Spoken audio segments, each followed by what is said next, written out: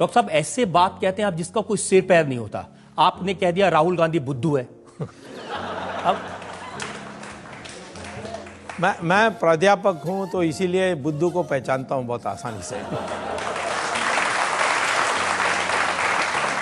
अगर उनकी बैकग्राउंड देखें, वो पढ़े लिखे हैं, कॉलेज में गए हैं, हार्वर्ड में भी थोड़े टाइम रहे हैं, आप भी हार्वर्ड में रहे हैं, तो हार्वर्ड वाले अगर वो बुद्धू हैं तो आप भी बुद्धू हो सकते हैं।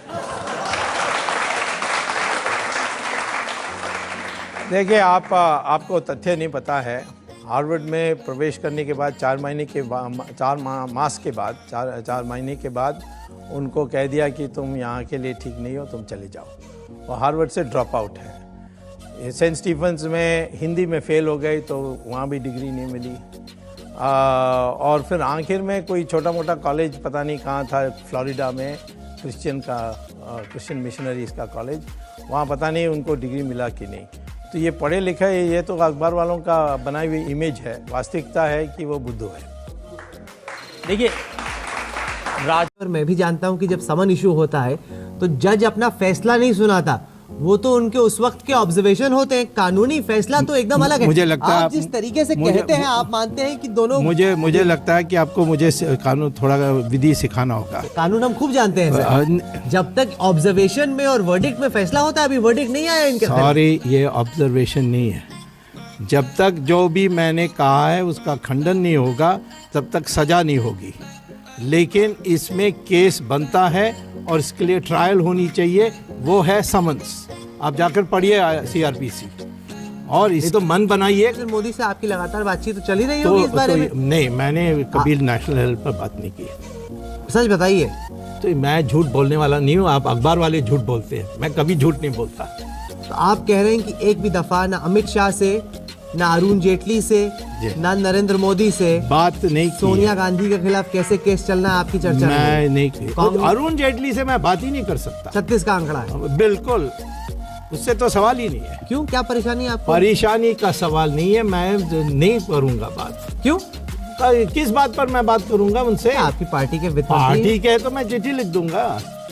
और जब कोई कंप्लेंट करनी है तो वो तो मैं चिट्ठी लिख दूंगा कि इनकम टैक्स ये काम नहीं कर रही है, ये वीडियो इसको करना चाहिए। तो ऐसा मैं कर सकता हूँ। परंतु अमित शाह से अनेक विषयों पर बात हुई है, परंतु नेशनल हेराल्ड पर बात नहीं। मैं भी जानता हूं कि जब समन इशू होता है तो जज अपना फैसला नहीं सुनाता, वो तो उनके उस वक्त के ऑब्जर्वेशन होते हैं। कानूनी फैसला तो एकदम अलग है। मुझे लगता है आप जिस तरीके से कहते हैं, आप मानते हैं कि दोनों, मुझे लगता है कि आपको मुझे कानून थोड़ा विधि सिखाना होगा। कानून हम खूब जानते हैं सर। जब तक ऑब्जर्वेशन में और वर्डिक्ट में फैसला होता है, अभी वर्डिक्ट नहीं आया इनके। सॉरी, ये ऑब्जर्वेशन नहीं है। जब तक जो भी मैंने कहा है उसका खंडन नहीं होगा तब तक सजा नहीं होगी। लेकिन इसमें केस बनता है और इसके लिए ट्रायल होनी चाहिए, वो है समन्स। आप जाकर पढ़िए CRPC।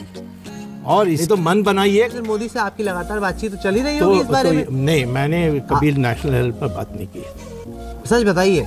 तो मैं झूठ बोलने वाला नहीं हूँ। आप अखबार वाले झूठ बोलते हैं, मैं कभी झूठ नहीं बोलता। तो आप कह रहे हैं कि एक भी दफा ना अमित शाह से, ना अरुण जेटली से, ना नरेंद्र मोदी से बात नहीं की। सोनिया गांधी के खिलाफ कैसे केस चलना है आपकी चर्चा मैं नहीं की।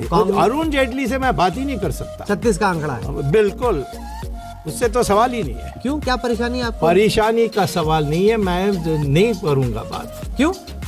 किस बात पर मैं बात करूंगा उनसे? आपकी पार्टी के वित्त पार्टी के तो मैं चिट्ठी लिख दूंगा।